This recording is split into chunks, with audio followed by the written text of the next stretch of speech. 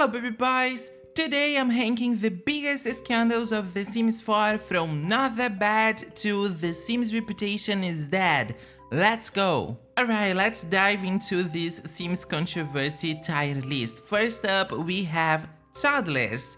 Remember when The Sims 4 launched without them? Everybody was so mad, including myself. Toddlers are such a huge part of family gameplay and their absence was a glaring omission. Eventually, EA brought them back in 2017 with a free update, and while that did soothe some of the outrage, the damage was already done. It's a feature that should have been there from the start. This is Sims 4 and not 1. So for all the stress and heartbreak this caused, I'm placing Toddlers in The Sims Rep is Dead tier. Yay, we're still side-eyeing you for this one. Next, let's talk about Incest, meaning Sims plus incest. Yeah, you heard that right. There have been multiple occasions where Sims games had, let's say, questionable coding, which allowed family members to flirt with each other. Gross, right? It's one of those things that makes you do a double take and wonder how we got through testing. Last one happens in the Love Struck expansion pack, so pretty recently. It's creepy, it's awkward, and it's definitely a please fix this ASAP situation, unless you're playing like a Bates Motel save. So I'm gonna place Incest in a bad J. It's horrifying, but at least it's not intentional, I think. Now, I know it sucks, but I'm juggling college and a regular job at the moment in real life, not in The Sims. So if you can, please subscribe to my channel. I'm trying to be a content creator full-time and you will not regret subscribing, I promise you. Thank you and let's go. Moving on, we've got the infamous hot tub debacle. But anyone who doesn't know, back in The Sims 20th Street Anniversary update, we got a hot tub. Just a single hot tub. No big content drop, no exciting features, just a hot tub. Players were understandably upset, especially since anniversaries are supposed to feel like celebrations, not afterthoughts. Like, we're out here asking for gameplay improvements and EA says, here, have a recycled hot tub. I'm placing this one in a bad day tier. It's not the worst thing ever, but man, was it disappointing. And this bitch is supposed to look like me, but she looks nothing like me. I look like this, not like this. Here comes Batu. Batu, or as most Sims players call it, the pack no one asked for. This Star Wars themed game pack dropped in 2020, and while the concept was interesting, it just didn't land with the Sims community. Instead of focusing on core gameplay or features fans had been begging for, EA decided to do a cross-promotion with Star Wars. The result, a pack that feels completely out of place in a life simulation game. I'm placing Part 2 in The Sims Rep is dead. I mean, this pack's trailer is the most disliked ever on YouTube. That says a lot. It was like EA wanted to flex their Disney partnership, but we pay the price. Literally. Next up, we've got cars. Well, actually, we do not, and that's the problem. Now, cars have been a staple in the Sims franchise since The Sims 2, where they were fully functional and even came with cute animations. Then The Sims 3 took it further with open world driving, but when The Sims 4 launched, cars were nowhere to be found. Even now, all we have are decorative cars that just sit there looking pretty. It's a small thing, but it's one of those details that made the older games feel more immersive.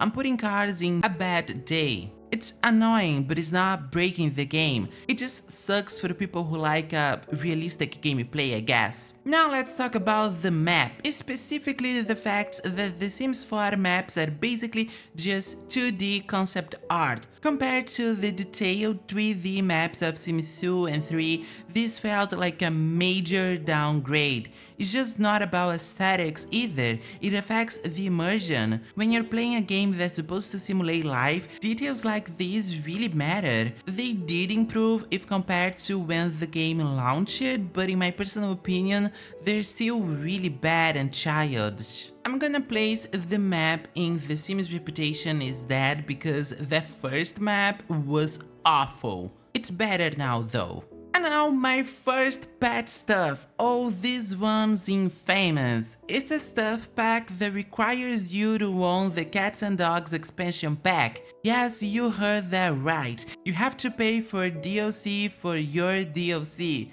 If that's not PKA, I don't know what it is. I'm trying to get in their creator network, but after this video, I don't think I'll be accepted.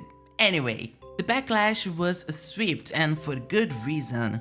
This pack felt like a blatant cash grab and it didn't even add that much content. I'm placing my first pet in The Sims Rep is Dead, because everything here should be included in the Cats and Dogs expansion pack in the first place. Why, yay, just why? Kits and DLCs are up next. The monetization of The Sims 4 has been a hot topic for years, but the introduction of kits, tiny DLCs with minimal content really set people off. Instead of getting substantial packs, we're now getting bite-sized pieces of content that add up quickly in cost. There are so many DLCs and so many kits, it's crazy. If instead of focusing on kits, they focused on expansion packs, I'd be happy, but no. It's a crash grab, plain and simple. I'm placing kits and DLCs in The Sims Reputation is Dead, cause when compared to the older games, this is crazy. Now we have open world, or the lack of it actually. This is one of those debates that just keeps coming back. Many players miss the open world gameplay of The Sims 3, where you could explore the entire town without loading screens. It added a lot of immersion and made everything feel connected, but on the flip side, The Sims 3's open world was infamous for being a performance nightmare. Lag, crashes, and massive system requirements were all pretty standard. Let's be real, if The Sims 4 had an open world, most of our computers probably wouldn't survive it.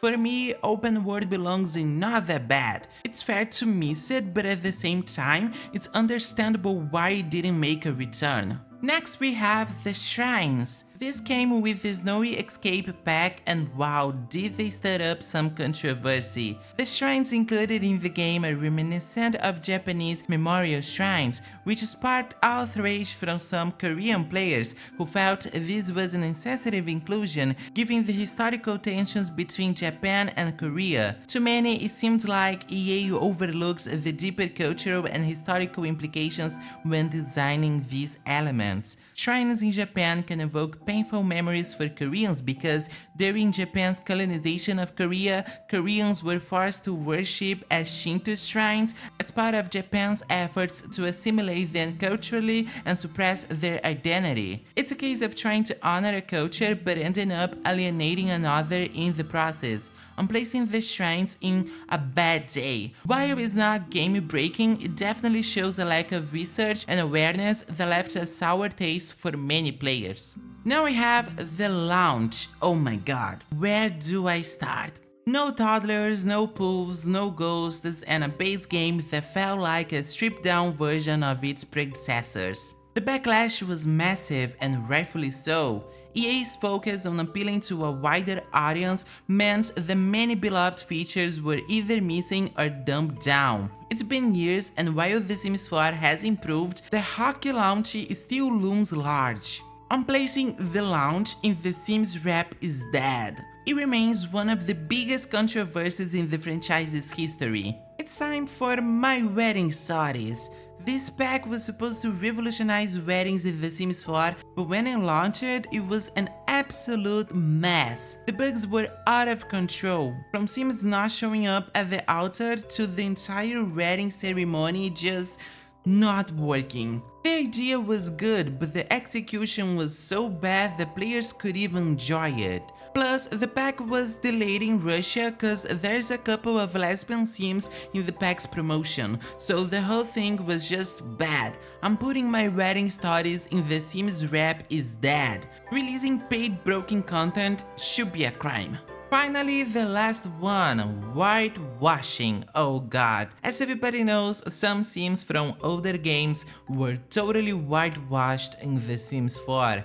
Originally, Dina and Nina Caliente were meant to have a more Latin or Arabic background, but in The Sims 4 they looked crazy white. Just like Cassandra Goth, who's supposed to be mixed. They were later fixed, but the original spirit of these characters feels lost. And let's not forget that Caliente's mother, who was of Arabic descent in The Sims 2, was completely erased. I'm talking about the god Caliente.